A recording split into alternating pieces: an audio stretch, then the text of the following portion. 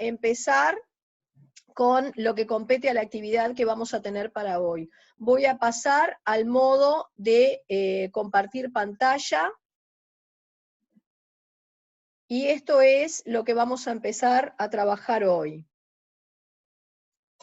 Bueno, el tema que hoy nos atañe, ustedes recibieron en los primeros días, cuando mandé todo el material de funciones, un PDF aparte que involucraba lo que era la determinación de raíces por aproximación, mediante un método que se conoce con el nombre de ábacos. Eso es lo que hoy vamos a hacer hincapié o vamos a estar afianzando. Es sumamente importante porque va a ser común el que tengamos que recurrir a este método para determinar raíces de una expresión. ¿Tá? Así que ahora vamos a pasar a detallar o a afianzar lo que sería el método.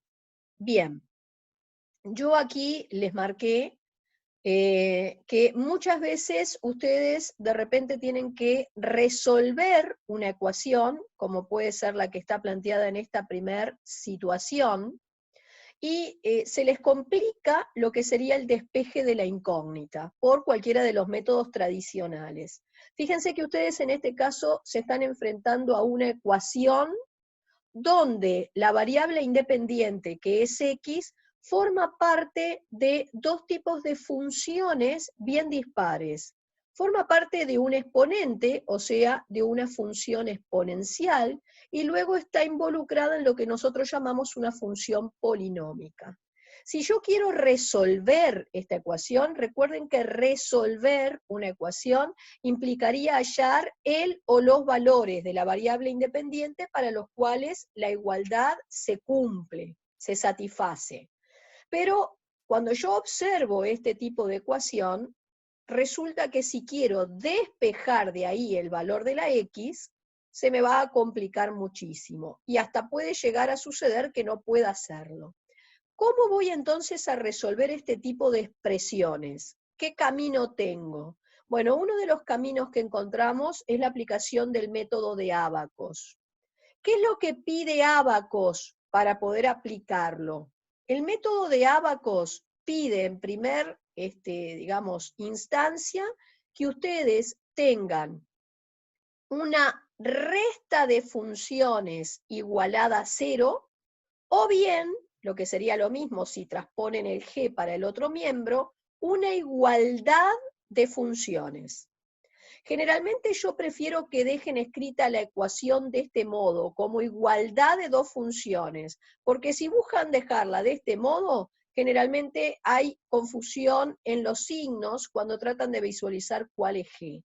Entonces yo lo que voy a hacer es ir a la ecuación original, voy a tratar de dejar escrita la expresión como una igualdad de dos funciones, voy a dejar la exponencial, por ejemplo, en el primer miembro, y voy a transponer todos estos términos al segundo miembro.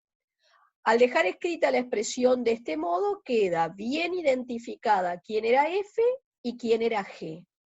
Entonces, ¿qué me dice ábacos? Que voy a tener que representar sobre un mismo par de ejes coordenados ambas funciones, f y g, y que las raíces de la ecuación original van a venir dadas por los abscisas de los puntos de corte de ambos gráficos. Bien, empecemos entonces por tomar la primera función, el f de x, que es 3 por e a la x, y vamos a intentar realizar su bosquejo. Para eso voy a observar que esta función está vinculada a otra función más elemental, que llamamos función madre, que tiene el formato y igual e a la x. Cuando nosotros trabajamos con las funciones elementales, e incluso el año pasado también lo hicieron puntualmente, observaron que el gráfico de la función e a la x era este que está acá. Era una función creciente que cortaba el eje de las y por 1. Esto sería lo que yo voy a llamar una función elemental o una función madre. Obviamente que emparentada con esta función madre está mi f de x, que es la madre multiplicada por 3. Entonces, lo que voy a hacer para conseguir el gráfico de f es recordar lo que habíamos visto en transformación de funciones. Ustedes tenían dos tablas de transformación. La primera correspondía a desplazamientos horizontales y verticales, y la segunda correspondía a alargamientos, compresiones, reflexiones de la función de partida. Si ustedes toman la segunda tabla vista en ese, digamos, ítem de transformación de funciones, creo que era el 2.8 o el 2.9, del material extra que se les había dado, ustedes van a tener que, para ir de la función madre a la mía, voy a tener que hacer un estiramiento, lo ven en la segunda tabla de transformación, un C multiplicado por la madre, implica que estiro verticalmente la función en ese factor 3 que ustedes tendrían delante. Al hacer el estiramiento, lo que pueden hacer ustedes en detalle es haber hecho una tabla donde determinan 6 puntos de la función madre, y luego lo que van a observar es que si tienen que estirar a la madre en un factor 3, cada I de los 6 puntos de partida se corre hacia arriba en un factor 3. ¿Tá? No 3 unidades para arriba, sino que cada I de esos 6 puntos se ve multiplicado por el coeficiente 3.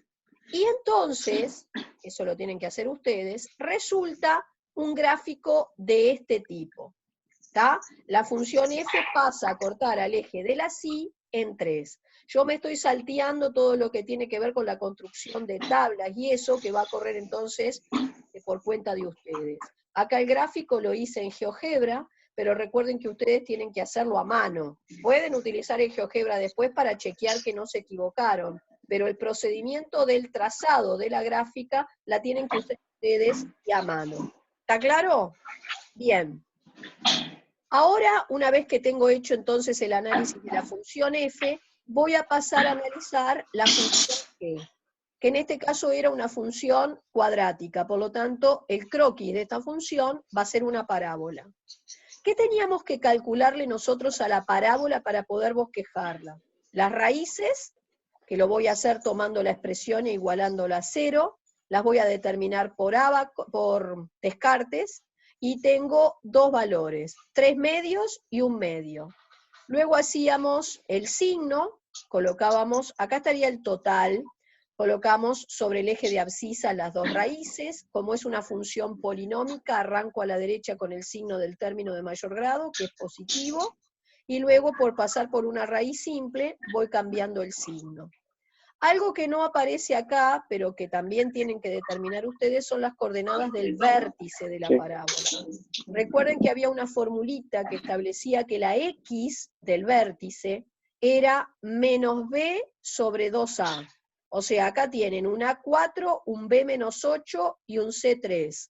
El X del vértice es mi B con signo contrario, o sea que pondrías un 8, dividido 2 por 4.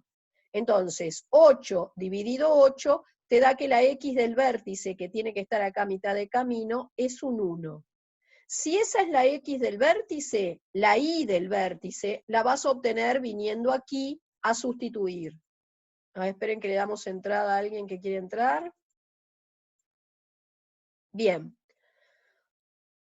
Luego haríamos una tabla de valores, es una curva, así que por lo menos tienen que tener 6 puntos, cuanto más tengan mejor. Completan esta tabla, por ejemplo, y generan los puntos que van a llevar entonces al gráfico. Este sería el gráfico más o menos que tiene que quedar. Les vuelvo a repetirles que yo lo hice en GeoGebra para que quedara más prolijo, pero ustedes tienen que hacer todo el tratamiento manual.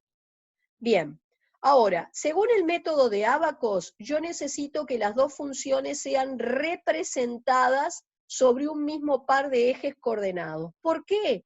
Porque la o las raíces que tenía la ecuación original van a venir dadas por las abscisas de esos puntos de corte entre los dos gráficos.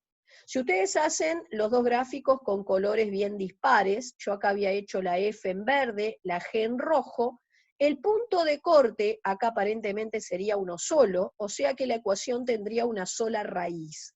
Y según la escala que ustedes hayan utilizado, digamos que la X de este punto de corte es bastante obvia, aparentemente este punto de corte tiene X0, y lo que yo voy a hacer es chequear que exactamente esa raíz sea 0. ¿Cómo? Yendo a la ecuación de partida, a la original, y voy a cambiar en esa ecuación la X por 0. Si realmente el 0 es raíz, lo que queda en el primer miembro debería darme 0. Así te queda 0 igual a 0. Entonces es e a la 0, 1. 1 por 3, 3. Esto da 0, esto da 0, y acá tengo un menos 3. 3 menos 3 efectivamente nos da 0. Así que llegó a una igualdad numérica. 0 igual 0. Y la conclusión que saco es que X igual 0 sería realmente la única raíz de esa ecuación. Bien, ahora veamos otro caso. Acá tenemos una nueva ecuación para resolver. Otra vez, resolver esta ecuación implicaría despejar de ella el valor de la X. Pero ¿cómo hago para despejar una X que, por un lado, forma parte de una función racional homográfica y por otro lado está dentro de un logaritmando? Imposible pensar en hacer un despeje de la variable independiente. Se nos complica. Así que voy nuevamente a recurrir a este método de ábacos de aproximación de raíces. Entonces, volvemos a repetir, si yo quiero resolver esta ecuación, ábacos me aconseja tener la expresión escrita como una resta de funciones. Acá evidentemente no tendría problema, una función sería la racional homográfica y la otra sería la logarítmica. O, lo que es de preferencia para no equivocarnos en los signos, en lugar de dejar escrita la expresión como igualdad de dos funciones, igualarla a 0, pasar una de las dos para el otro lado y dejar escrita la expresión como igualdad de dos funciones. Establecen quién es f, establecen quién es g, y según el ábacos, yo ahora tendría que ir a bosquejar cada una de estas funciones sobre un mismo par de ejes coordenados. Si esta ecuación tiene solución, o sea, si hay raíces para esta ecuación, van a venir dadas por las abscisas de los puntos de corte. Bueno, empecemos por nuestra función f, que en este caso, la vimos en detalle el año pasado, es una función racional homográfica. ¿Por qué? Porque es cociente de dos polinomios de primer grado. Ustedes empezarían por identificar quién es A, quién es B, quién es C, quién es D. La A vale 4, la B menos 8, el C1 y el D1, ¿tá? Y empezarían a hacer entonces todos los pasos que habíamos estado viendo para poder hacer el análisis de esta función. Yo aquí lo planteé bastante esquematizado, ustedes tienen que detallarlo más. Entonces, por ejemplo, el primer paso era la determinación del dominio. Obviamente esta función tiene un problema de existencia porque hay un denominador en juego. ¿Dónde tiene problemas? Donde ese denominador se anule. ¿Por qué? Porque dividir por 0 es lo que no existe en matemática. Entonces yo voy a tomar este denominador, lo voy a igualar a 0, voy a llegar a que su raíz es menos 1, y por lo tanto si la x vale menos 1, esta función no existe. Por eso anoté que el dominio de esta función son todos los reales excepto el menos 1. Ya saben que si van haciendo un croquis, por menos 1 tendrían una asíntota vertical que el futuro dibujo no va a cortar ni tocar nunca. Siguiente paso, determinación de la raíz. ¿Por dónde corta el gráfico al eje de las X? Si es que lo corta. Bien, tomaríamos el numerador y lo igualaríamos a 0. Despejan de aquí el valor de la X y les da 2. Por lo tanto, el bosquejo de G va a cortar al eje de las X por 2. Siguiente paso, voy a estudiar el signo, y ya habíamos visto que se haría signo del numerador, signo del denominador y después cociente. Yo acá ya anoté el cociente, ustedes tienen que anotar todos los pasos, y me dio esto que está acá. O sea, evidentemente por menos 1 la asíntota vertical, que marcarían en color y continua, y luego por 2 en punteado, una paralela al eje de las Y, y fuerte el corte con el eje de las X en 2. El signo, que me permitiría ir tachando las zonas por donde no espero dibujo, y luego me voy a la determinación de asíntotas.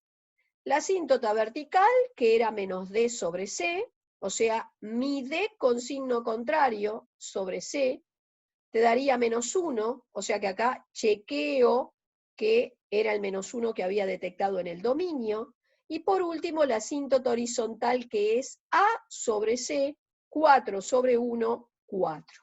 Y con eso estaría en condiciones de ir a mi croquis, tener la cruz en color formada por las dos asíntotas, la asíntota vertical y la asíntota horizontal, 4 sectores sobre el plano de la hoja, determinados por esta cruz formada por las asíntotas, y un cuadrante que quedó totalmente limpio.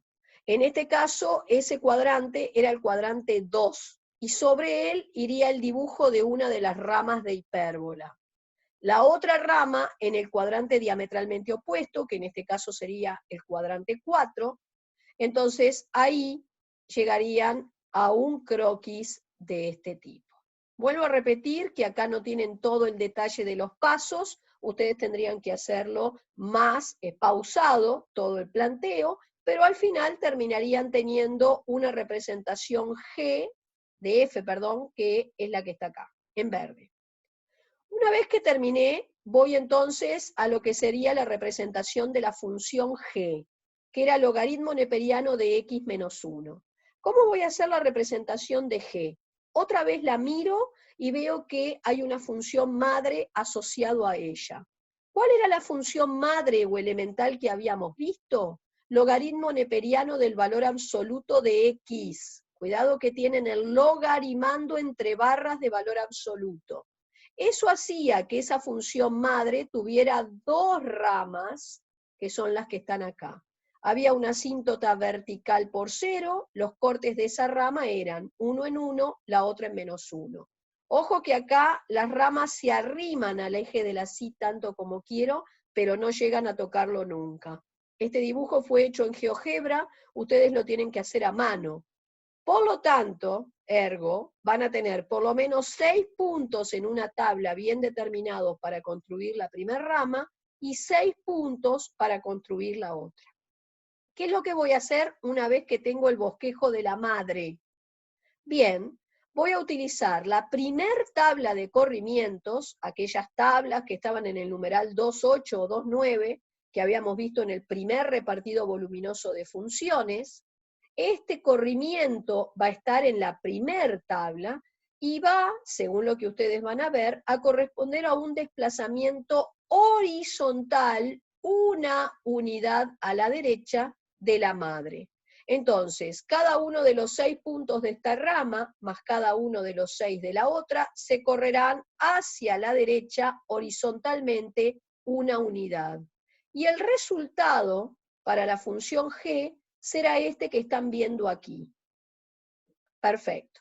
Ahora vamos a recordar que Abacos me pide que las dos funciones sean bosquejadas sobre un mismo par de ejes coordenados. ¿Por qué? Porque a mí me interesa visualizar cortes de los dos gráficos. Recuerden que las raíces de la ecuación original van a venir dadas por las abscisas de los puntos de corte. Ahora ustedes están visualizando 3 cortes. Uno acá, le voy a llamar a este punto R, otro aquí, le voy a llamar S, y otro acá, al que le voy a llamar Q. Vamos a empezar con que las abscisas de los puntos de corte te van a dar las raíces. Este sería el punto más evidente. Aparentemente, esto me dice que cuando la X vale 2, los dos gráficos se cortan. O sea, una de las raíces estaría en 2. ¿Vamos a verificarlo? Entonces, supuestamente hay una raíz en 2. ¿Qué es lo que hago? Voy a la ecuación de partida, a la original, a la que te dieron, y vas a reemplazar en este primer miembro todas las X por 2. Si 2 es realmente una raíz, cuando hagas todo este cuenterío te tiene que dar 0. Así te queda la igualdad numérica, es decir, 0 de este lado igual al 0 que tenés del otro. Bien, vamos a hacer eso.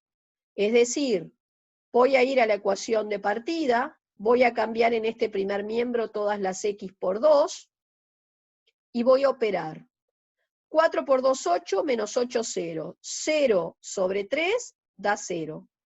Después acá adentro te queda logaritmo de 1, y logaritmo de 1 es 0. 0 menos 0 es 0.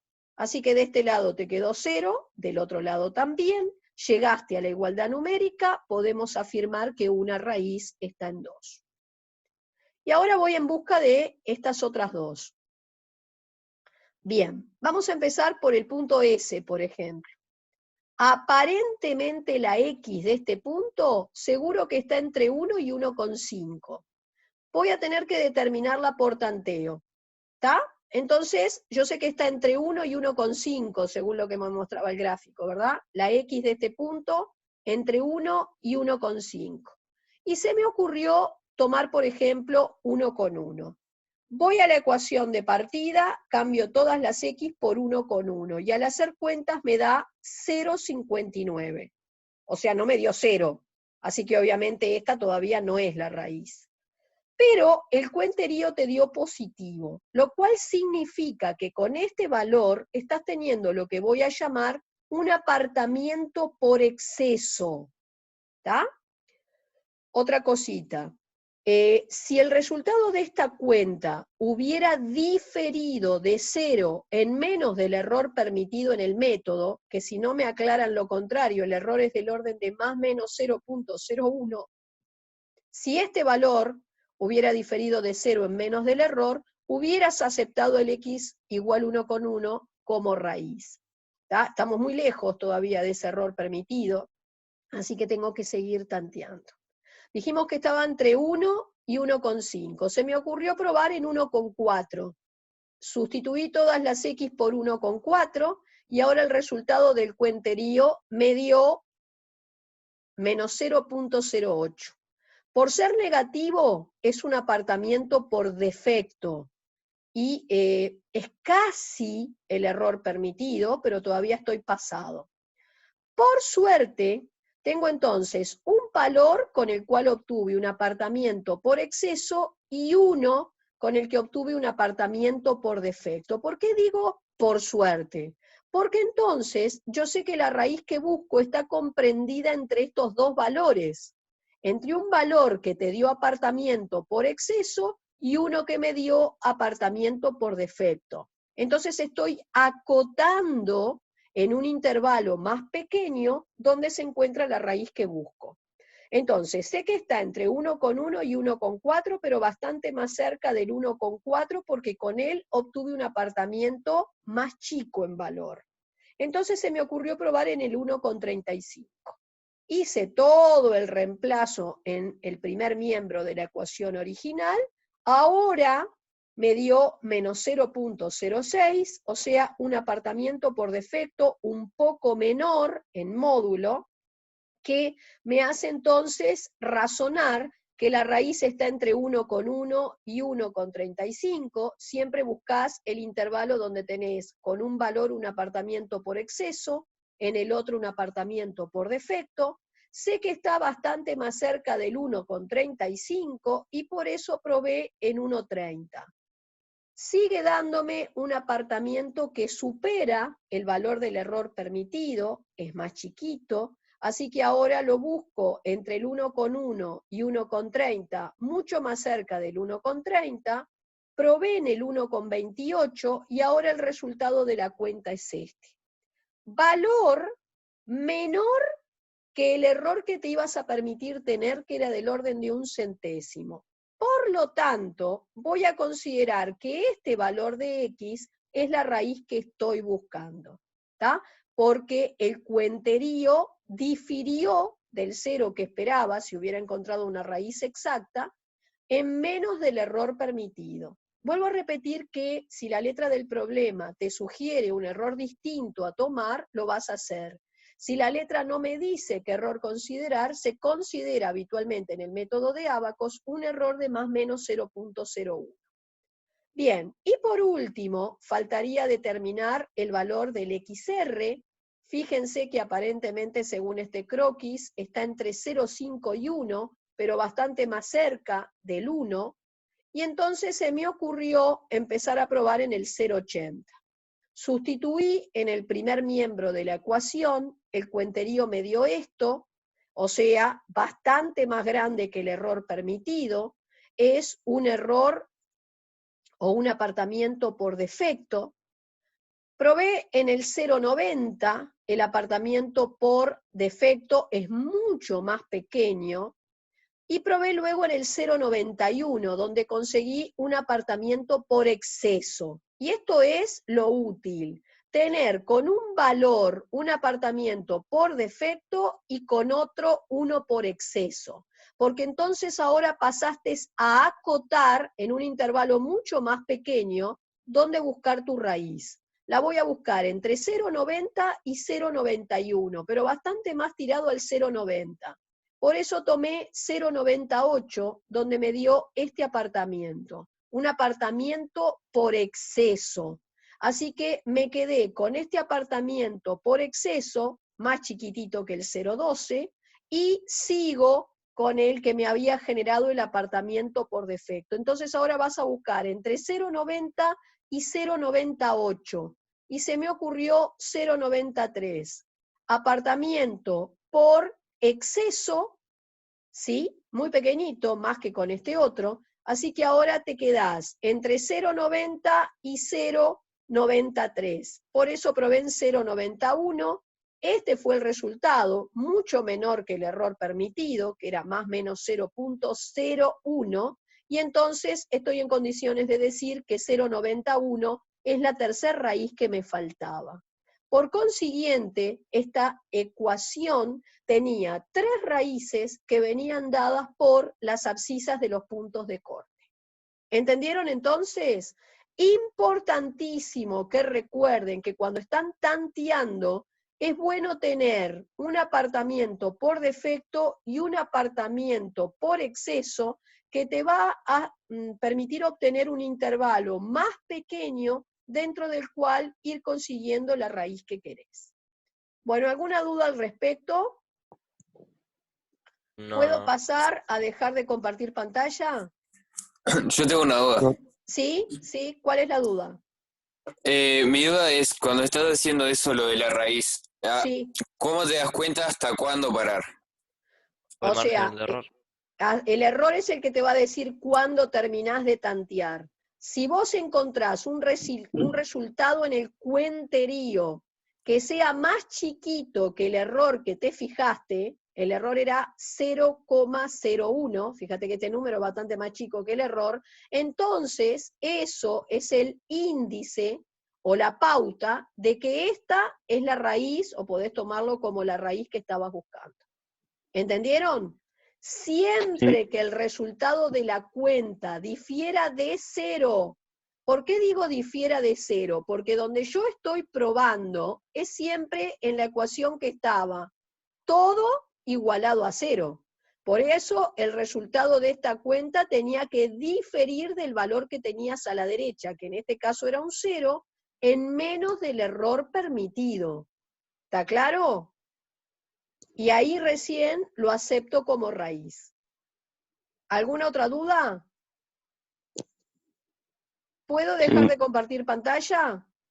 Profe, yo tenía una duda Sí, con el material de las videoconferencias. sí. ¿Se puede mandar a nosotros? Es que yo ya lo mandé, lo he mandado. El video Ok. el material este de las videoconferencias, ustedes lo tienen siempre